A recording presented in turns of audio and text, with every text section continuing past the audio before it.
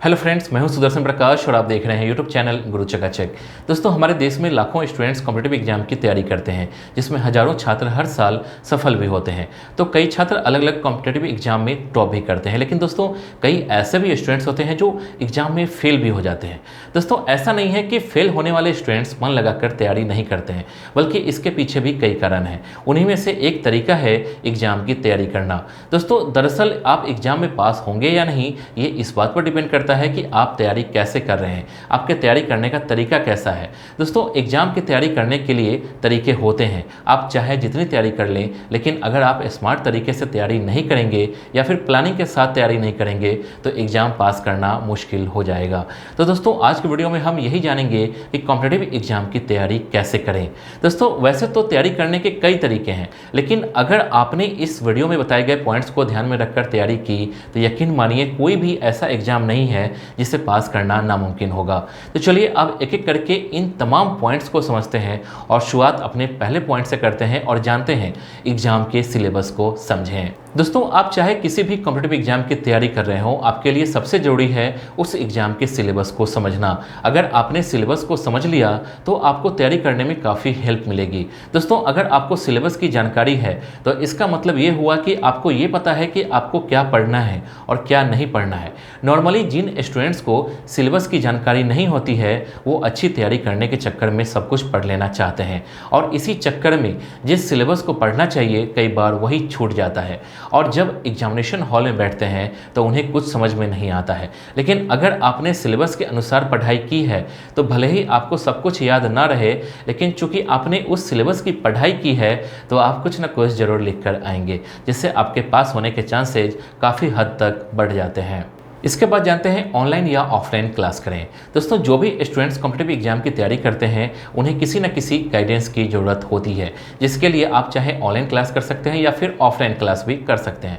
दोस्तों, आजकल कई ऐसे प्लेटफॉर्म हैं जहां कॉम्पिटिटिव एग्जाम की तैयारी करवाते हैं, जहां लाखों की संख्या में स्टूडेंट्स ऑनलाइन पढ़ाई करते हैं और तैयारी भी करते हैं। दोस्तों, जो स्टूडेंट्स ऑफलाइन क्लास नहीं कर सकते उनके लिए ऑनलाइन क्लास एक बेहतर ऑप्शन है, जबकि अगर आप ऑफलाइन क्लास कर सकते हैं तो आपको ये क्लास जरूर करनी चाहिए, क्योंकि क्लास में आपको उन तमाम सवालों के जवाब मिल जाएंगे जिसे लेकर आपको कन्फ्यूजन हो रहा है या जिसका जवाब आपको नहीं आता है। दोस्तों, कभी भी आपको किसी भी क्वेश्चन को सॉल्व करने में दिक्कत आ रही है तो बिना किसी झिझक के उसे पूछ लें, इससे आपका ही फायदा होगा। इसके बाद जानते हैं पिछले साल के पेपर्स को सॉल्व करें।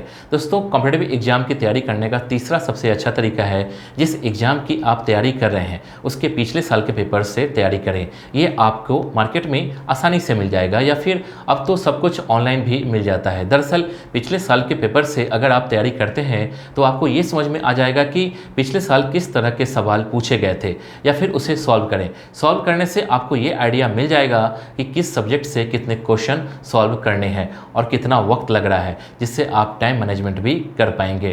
दोस्तों, मैं आपको इंग्लिश के लिए एक बुक सजेस्ट करना चाहूँगा, ओसवाल पब्लिशर्स की a comprehensive guide on general English. इस बुक की कई खासियत है जो मैं आपको आगे बताऊंगा। ये बुक किस किस एग्जाम के लिए इंपॉर्टेंट है उसको पहले जान लेते हैं। सबसे पहले banking, SSC all exam, management entrance exam, law entrance exam, railway, LIC, defence entrance exam and other competitive exams.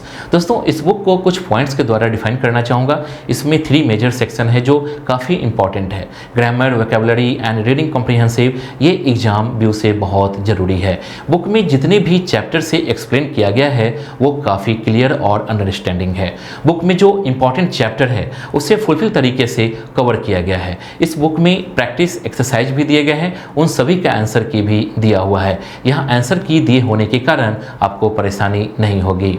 Exam में किस तरह के क्वेश्चन आते हैं वैसा ही आपको इस बुक में भी देखने को मिलेगा। जब आप क्वेश्चन से फैमिलियराइज होते हैं तो एग्जाम के क्वेश्चन भी आपको इजी लगने लगेंगे। इस बुक में खुद की परख के लिए आपको 5 रिवीजन टेस्ट दिया गया है। ये बुक आपको अमेजॉन और ओसवाल की वेबसाइट पर मिल जाएगी, लिंक डिस्क्रिप्शन में है। इसके बाद जानते हैं एग्जाम का प्रेशर लिए बिना पढ़ाई करें।